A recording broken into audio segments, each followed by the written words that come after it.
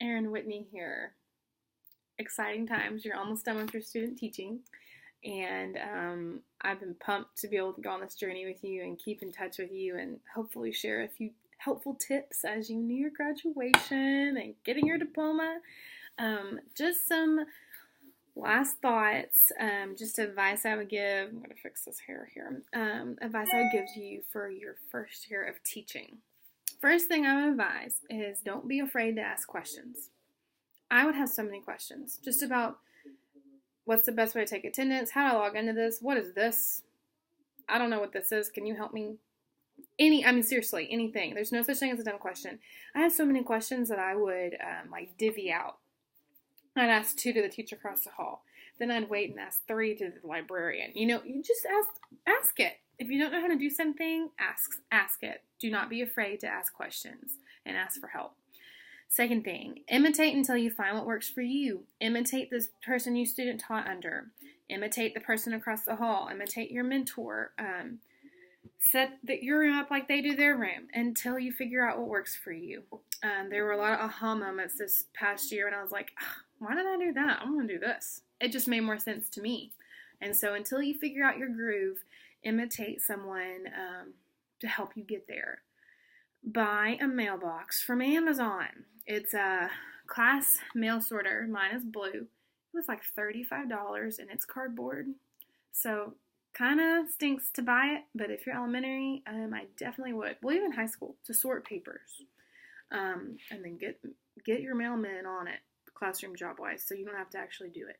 But get a mailbox to keep yourself organized. Get some bins to turn in papers. Think about the things you're going to need to invest money in to make your life easier. Invest in, it's called Top-Notch Teacher Notes. They're amazing. You can probably order them online or get them at like a teacher store, but it has like a place for you to write a note to a parent, and then it gives you a carbon copy so you can rip it off and then you keep the yellow part of it. It has saved me because that is record and documentation that you have contacted a parent for whatever reason. And so, or if that note never gets to mom or dad, it's fine. Here's proof that I sent it, So if you're going to be writing notes home, which probably will, get that. Also, make a Remind 101 account. Get those parents' numbers. Put them on there. It is the best way to communicate with a parent. You can put office hours on so they're not able to contact you outside of office hours. So Remind 101 has been excellent. It is like parents, you can text a parent if they're at work and they can't answer the phone, or you can't make a phone call because you got to keep your class going for some reason for an issue that you would decide which is appropriate. But that's a fantastic way to keep in contact with parents, and that is such an important thing, is communication with parents. You want them on your side to help teach that child. Next thing I would say, in your classroom, leave space for student work. I have felt a pressure, and this comes from Pinterest pressure and just like people's posts about how amazing and phantasmagoric their like room is. And I felt like my room had to look a certain way, and it does not. Your room needs to be functional for your kiddos. You need to have a purpose for what you put on the walls, and leave room for anchor charts, leave room for learning. And I got a bunch of clothespins and put sticky tack on them. I just put them on the wall, and I just left them empty. And then my students, when they eventually had work or did certain things like a fluency activity, then that's what I put on the walls. Or if they had an art project, then that's what I put up using those paper clips, which is super easy to change out. Leave room for your students' work because it's our classroom. You share your office with 20 little people. So make sure you leave it for them. It's okay to have a blank wall. I promise it's okay, because you want to leave room for their stuff and what they're going to make and they're going to contribute to your room. I would say focus on teaching the content and teach it with rigor using Bloom's taxonomy and your higher order thinking skills. They'll observe you. My first year I got observed 4 times and 3 were unannounced, and they came for like an hour and a half, and this for the whole lesson.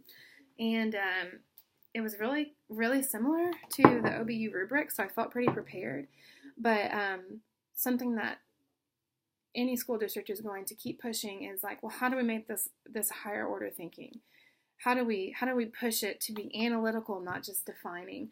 So focus on teaching the content. If you are going to spend an hour at home preparing for the next day, spend it on what matters, which is how you're going to show this content and this standard to your students, and how do you expect them to prove what they know, and how can you make it higher order, and teach it with rigor, make it challenging for them. My next thought is get a timer and time yourself. That's what I started doing with, we're teaching, it's called Engage New York, or you might have heard Eureka Math, which is all Common Core aligned, and it is rigorous, and it's a lot of components in it. And I got a timer. I just time myself. I put on the Promethean board. If we're doing a flip chart, if we're doing on the flip chart, I guess, on the Promethean, if we're doing like a sprint, which is where, they're timed with their facts. I just time everything to make sure that you are staying on target and you are making the most of your minutes with your student. Make sure you're prepared for your class. If you're going to have copies made, have them ready, have them labeled, pull them out. Don't waste time running around looking for things. Have your supplies with you. Time yourself and make sure you are being effective with their time and with your time so you can keep with your schedule. My last thought is teach the whole child. You've got to love these students, and you have got to take time to get to know them.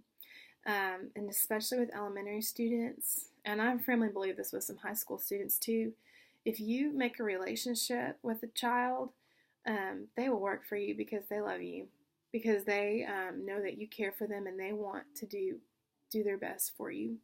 So teach the whole child, get to know them, take time to know what they love. If you got a student who loves karate, which I got one of those, then for that math word problem for the day, we're going to talk about karate. Interest them. There's a new movie out, that Trolls movie. They were just loving that earlier this year. Then, I went with the Trolls thing for like a week. They would do a math application problem. Amazing, talking about trolls. So do interest your students, because at the end of the day, they're children. And you're trying to disguise learning into something really fun for them. So get to know them. Embrace every student in your class. You're going to have some different personalities. Your first year, you're going to handle things that you're going to say, I knew nothing about this. I didn't know it was going to be like this. And that's okay. That's okay. Because we learn as we go. And when you gain this experience, then you'll be able to add that to your toolbox.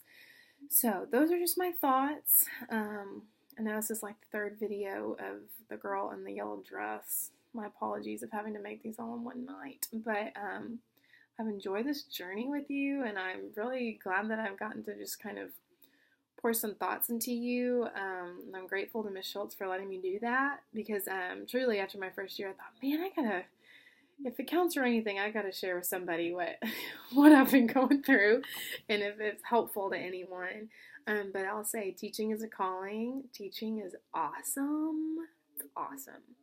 Teachers are some of the coolest people I know, and I'm proud of you for sticking through and earning this degree at Ouachita.